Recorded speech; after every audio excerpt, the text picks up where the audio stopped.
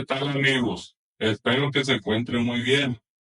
Antes de comenzar con este gran episodio, quisiera tomarme un momento para reflexionar y agradecer por todo lo sucedido en este año viejo 2024. Pasamos buenos momentos, hubo grandes revelaciones y, claro, algunas predicciones cumplidas. Primero, agradecer a ustedes, nuestro querido público, por siempre estar aquí, apoyarnos y aconsejándonos para siempre tratarles de traer el mejor contenido. También reflexionar, pensar en qué podríamos mejorar. Por ejemplo, este año quisiera dar más a ustedes, mis amigos, compañeros en este viaje o comunidad. Por eso, como les dije, este año trataré de hacer más dinámicas para regresarles algo de lo que ustedes me dan. Antes de comenzar con este episodio tan especial, primero quiero expresar mi más sincero agradecimiento a ustedes, nuestra querida comunidad. Su apoyo constante, sus consejos y sobre todo su presencia en cada episodio han sido fundamentales para que este proyecto siga creciendo. Ustedes no solo son oyentes, sino son compañeros en este viaje, como se los dije anteriormente, y no podría estar más agradecido por ello. Este año lo quiero comenzar en grande y con algo especial, aunque algunos han pensado que este proyecto está enfocado únicamente en la organización sinaloense. Quiero aclarar que no es así. Este espacio busca explorar las historias más relevantes del crimen organizado ahí en México y donde quiera que lleguen sus tentáculos. Aquí tenemos el privilegio de contar con relatos reales y testimonios de personas cercanas a personas claves en este oscuro pero fascinante mundo. Como pudieron ver en el título, hoy hablaremos de uno de los personajes más importantes y polémicos de este ámbito, Osiel Cárdenas Guillén, mejor conocido como el Matamigos. Su nombre ha dejado una huella imborrable en la historia del narcotráfico en México. Recientemente, el señor Osiel volvió a hacer noticia tras su liberación de una prisión en Estados Unidos. El día 16 de diciembre fue deportado a México, su país de origen, donde las autoridades no tardaron en reprenderlo para enfrentar nuevos procesos judiciales, que son por lo menos 11, donde, claro, sobresalta la delincuencia organizada, portación de armas de uso exclusivo y homicidio. Se estima que podría recibir una condena de hasta 700 años de prisión, un reflejo de la magnitud de los delitos que se le atribuye. Osiel no solo lideró el Telcar del Golfo durante sus años de mayor influencia, sino que también fue el creador de los Zetas, un grupo que revolucionó la dinámica del crimen organizado en México, pues fueron la milicia que enfrentó a varias organizaciones haciendo una gran lucha a lo largo del país en varios estados. Este hombre es responsable de actos que marcaron una época de violencia, poder e impunidad. En este episodio exploraremos su historia desde sus inicios hasta su ascenso al poder, sus decisiones más controversiales y el legado que dejó, repleto de detalles impactantes y visiones únicas sobre su controvertido legado en el mundo del ocra. Primero que nada, les presento al hombre. Este es el señor Osiel Cárdenas Guillén, aproximadamente en el año 1997. Aquí les voy a mostrar su foto.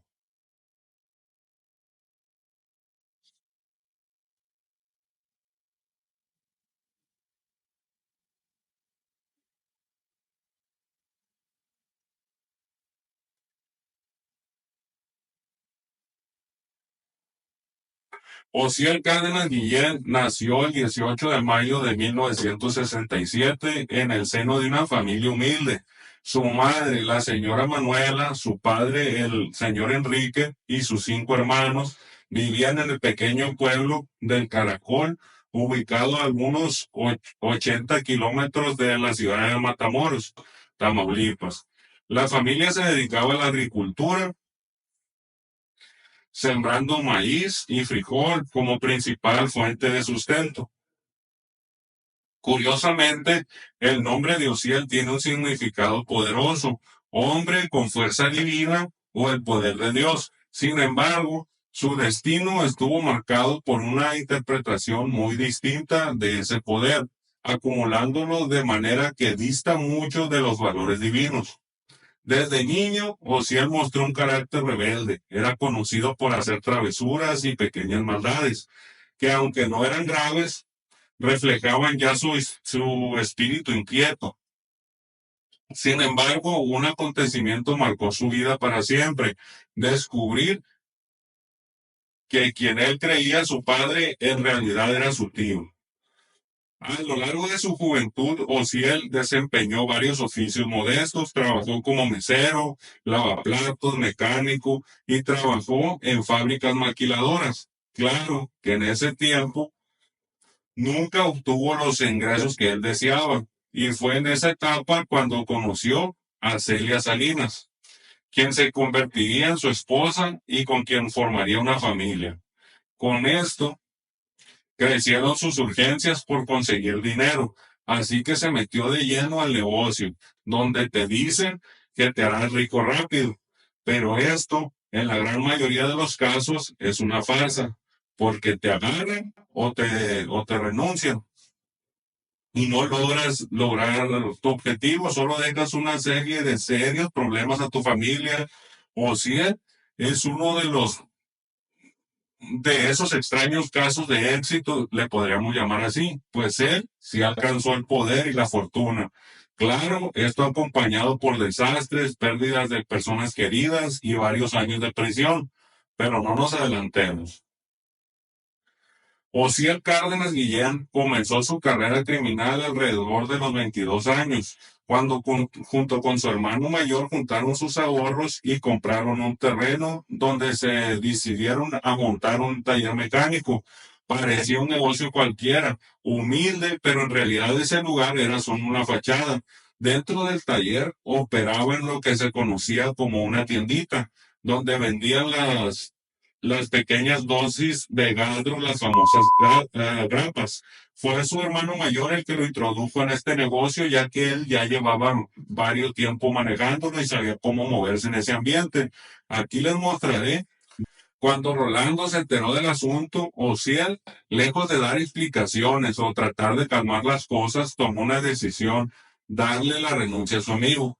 Desde ahí podemos ver por qué Osiel tiene ese apodo tan característico, amigos. Bueno, pues se los digo, salió con más ganas de trabajar o más bien más ganas de delinquir. Ahí fue cuando llegó el crecimiento en gran escala de su poderío criminal, formando parte de una previa federación con personajes importantes de otros deltas y algunos que también fueron muy importantes, pero poco conocidos, como el misterioso señor Jesús Albino Quintero, que es un personaje fascinante que si pueden dense el tiempo de escuchar sus corridos con excelentes intérpretes y ojalá después podamos hacer algo inclusivo de él. Pues Albino fue de los que más apoyaron a Ociel para trabajar, pues la frontera de Ociel era de las mejores y Albino con su impresionante manera de trabajar, su control en lugares claves y contactos en el gobierno hicieron millones de dólares. Aquí les voy a mostrar en el mapa y el más reciente y con quien más creció, Arturo Beltrán, el Botas Blancas. Es ahí donde entendemos por qué Arturo tenía ese apodo. Me refiero al apodo del jefe de jefes. Con la caída de Tony, otro hermano, Cárdenas Guillén, tomó el control de la organización criminal. Ahora le tocaba a Mario Cárdenas Guillén, al que le decían el gordo o el M1, pero su liderazgo fue breve. Aquí les explico el porqué. Mario pasó 11 años en prisión, desde 1995 hasta 2007. Cuando salió, se convirtió en el segundo al mando de Tony durante 3 años, hasta que, como ya se los mencioné, Tony Tormenta fue dado de baja en 2010. Después de la renuncia de Tony, la organización del Golfo enfrentó otra fractura. Por un lado, había quienes seguían leales a Mario y a la familia Cárdenas Guillén, pero otros decidieron irse con un viejo conocido de la familia, José Eduardo Costilla Sánchez, alias El Cos. Ahora les voy a contar una de las historias que convirtieron a Ociel Cárdenas Guillén en un objetivo prioritario para el gobierno de Estados Unidos. Todo pasó allá por el 1999 en Matamoros, Tamaulipas. En ese tiempo, Ociel ya era el líder del Telcar del Golfo y andaba haciendo de las suyas, pero este evento fue lo que en verdad lo puso en la mira de las autoridades y agencias norteamericanas. Resulta que dos agentes estadounidenses andaban por la ciudad. Uno era Joe Dubois, de las tres letras, o de la de abajo, como también les dicen, y el otro era Daniel Fuentes, de la F. Estos agentes estaban investigando la organización del Golfo y andaban en tareas de vigilancia con un informante que trabajaba con ellos. Pues en esas andaban cuando de repente un convoy de camionetas llenas de toleroskis fuertemente armados los rodearon. ¿Y quién creen que iba al frente? Entonces, los agentes hicieron una jugada arriesgada. Le lanzaron una advertencia al mismísimo Ciel. Le dijeron que si se atrevía a lastimar a un agente estadounidense, las consecuencias serían brutales y que el gobierno de Estados Unidos no lo iba a dejar pasar. Esto de seguro hizo que Ociel pensara las cosas y aunque seguro estaba furioso, Ociel decidió dejarlos pero no sin antes lanzarles una amenaza directa a los agentes estadounidenses. Fue ahí donde Ociel y Benjamín se conocieron en persona, platicaron y comenzaron a coordinarse porque hay que decirlo, en los penales mexicanos la corrupción les permitía a los poscas seguir al frente de sus organizaciones liderando y dando órdenes como si nada. Ociel seguía confiando en su hermano Antonio Ezequiel, mejor conocido como Tony Tormenta, para manejar las operaciones del Telcar del Golfo, y por su parte Benjamín hacía lo mismo con su hermano Francisco Javier, alias el Tigrillo. Y aquí es donde se pone curioso. Algunos de los enviados por los Arellano quedaron tan impresionados con la manera de trabajar en la frontera chica que decidieron quedarse allá. Decían que ese territorio era muchísimo mejor para el negocio, y aunque Tijuana siempre ha sido clave en el narcotráfico, muchos coinciden en que la frontera chica, con sus cruces menos vigilados y más discretos, es un lugar estratégico. Entre ellos, y es que todos querían trabajar en Tamaulipas porque era la mejor plaza para cruzar a Estados Unidos. Y ya después de haber coronado, también era más fácil la distribución hasta lugares clave como Nueva York, Houston, Chicago, etcétera. Y en una ocasión, en Nuevo León, llegó Arturo a un restaurante muy famoso en esa época y le dijeron que ahí estaban Albino y Ociel, y Arturo dijo que qué bueno, que no había problema. Él pensaba o pensando que eran amigos, pero se llevó una sorpresa cuando no quisieron saludarlo. Y al día siguiente recibió un mensaje de Ociel que tenía un mes para sacar a toda su gente de la zona del Car del Golfo. Todos sabían que iba a explotar en cualquier momento, pero para tratar de mantener la paz hubo muchas reuniones con los líderes de la llamada federación, como muchos de ustedes han escuchado en series de televisión, pues ahí se trataban de llegar a acuerdos de paz, pero siempre se rompían y al tiempo había que hacer otra reunión. Las reuniones las hacían en diferentes lugares, de hecho, una de ellas fue en un rancho de Heriberto Lascano conocido como el Lasca, uno de los líderes absolutos de los Zetas. Pues hasta su rancho fueron Arturo Beltrán. Ahora sí, vamos a hablar de cómo capturaron a Ociel Cárdenas, el líder del Telcar del Golfo. Aquel 14 de marzo del 2003 en Matamoros, Tamaulipas, la violencia siempre fue parte importante en su vida. Su detención no fue la excepción, aunque lo más curioso es que todo empezó por una predicción de una divina o bruja.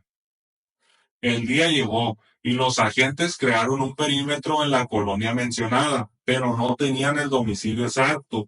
Todo estaba tranquilo, no se veía movimiento extraño en ningún domicilio, hasta que un detalle los iluminó. Con esa pista llegaron más de 40 elementos de los jefes del Grupo Aeromóvil de Fuerzas Especiales y comenzó la acción. La escolta personal de acción, 10 o 12 hombres fuertemente armados, se enfrentaron contra los militares. En medio del caos, Ociel intentó escapar brincando a la casa de atrás y al momento de llegar a la calle se dio cuenta que no había salida. Ya todo estaba rodeado. El gobierno sabía que Ociel seguía moviendo los hilos desde adentro, así que se pusieron a investigar y desmantelaron la red de corrupción que él había montado en el penal. Reventaron casas de su gente en la Ciudad de México y alrededores. Y lo que encontraron era como de película. Y bueno, amigos, pues podría seguirles contando más cosas de Ociel y no acabar este episodio, pero creo que ya platicamos de lo importante. Ya lo demás son historias que se desprenden de este personaje. Las platicaremos más adelante en otros episodios. Y pues hasta aquí llegó el podcast del día de hoy. Gracias a todos por su apoyo. De verdad que les deseo un feliz año nuevo. Ojalá puedan cumplir todos sus propósitos que se plantean y que sea un año lleno de bendiciones para todos y también ojalá llegue la paz para todos. Y ya lo saben, la narrativa única y real de un mundo de Lovecraft solo la encontrarán aquí. Un abrazo para todos y hasta el próximo capítulo. Saludos.